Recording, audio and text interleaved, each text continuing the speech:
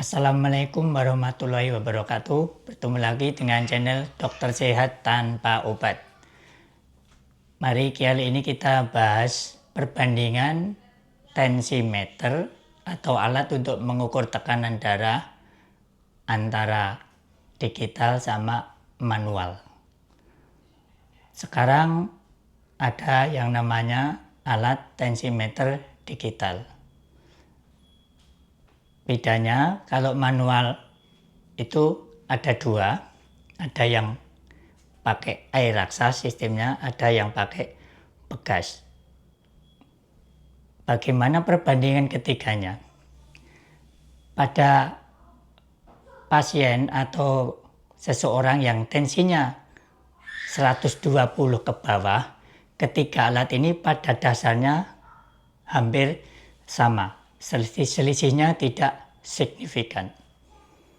Tapi begitu menginjak pada seseorang atau pasien yang tensinya di atas 120, misalnya 130 ke atas, ini akan timbul perbedaan hasilnya. Kalau yang manual, pegas, sama air raksa, selisihnya paling maksimal sekitar 10.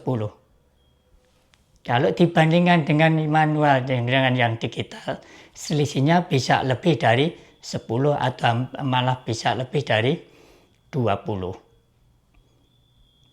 Kenapa bisa begitu? Coba kita amati. Kalau kita pakai tensi manual, pas lengan kita itu dipompa, kita tidak terasa sakit. Soalnya apa? Karena tekanannya bisa diatur sesuai kebutuhan. Tapi kalau tensi yang digital, begitu kita on, lengan yang kita lihat tadi, yang dipompa, pasti sampai terasa sakit atau nyeri. Perbedaannya di sini. Nah, disinilah akan timbul perbedaan hasil. Pada tensi manual, air raksa dan pegas, selisih paling sekitar 10 maksimal. Yang manual sama digital, selisihnya bisa lebar 20 ke atas. Semakin tinggi tensinya seseorang, selisihnya semakin lebar. Contohnya, kalau tensi pakai manual, tensi seorang misalnya 130, tensi digital bisa 150, 160. Kalau tensinya pakai manual 150, pakai digital bisa 180, 90 atau bahkan 200. Nah, ini perlu kita cermati, perlu kita analisa, perlu kita hati-hati, soalnya ada hubungannya dengan kasus yang namanya hipertensi. Kira-kira apa yang menyebabkan itu? Menurut analisa saya, otot yang kita pompa tadi terlalu kencang, begitu sudah maksimal otomatis akan berhenti dan mati sendiri. Reaksi otot itu akan menimbulkan suatu getaran atau detaan. Nah, itu akan muncul angka di digital. Itu yang ditimbulkan namanya hasil semu atau hasil palsu, yang bukan sebenarnya yang hasil dari tekanan darah tinggi.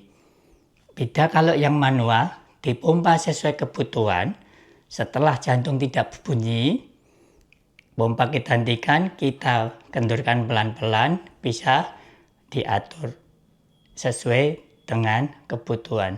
Di sini perbedaan antara tensi manual dan digital.